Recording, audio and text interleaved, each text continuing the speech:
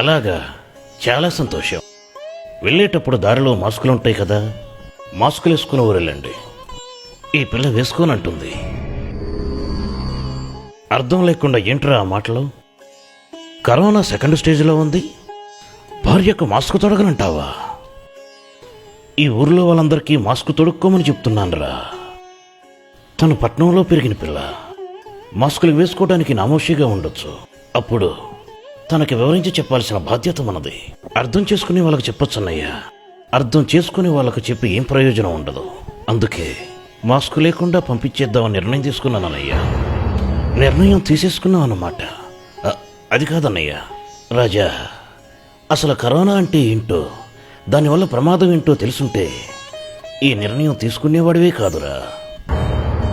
చైనాలో పుట్టి ఇటలీలో పెరిగి కరోనా అనే 3 అక్షరాలతో మన దేశంలో అడుగుపెట్టి సమస్తాన్ని కబళిస్తూ సర్వనాశనం చేస్తూ మనల్ని అతలాకుతలం చేస్తున్నదేరా, అదేరా కరోనా అంటే. కరోనా గురించి జాగ్రత్తలు పాటించాలి.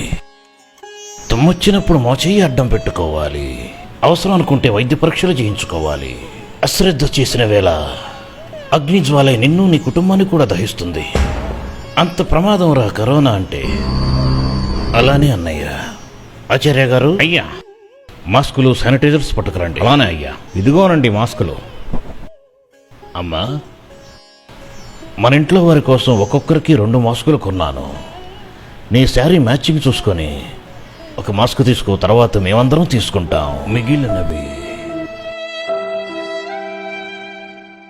భారతి, కరోనా నుండి రక్షణ పొందటానికి తీసుకోవలసిన జాగ్రత్తల గురించి మన ముఖ్యమంత్రులు ఏమన్నారో తెలుసా?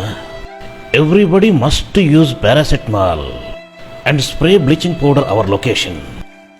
అలా చేస్తే ఈ వైరస్ను అరికట్టొచ్చు, దాన్ని అంతమొందించవచ్చు.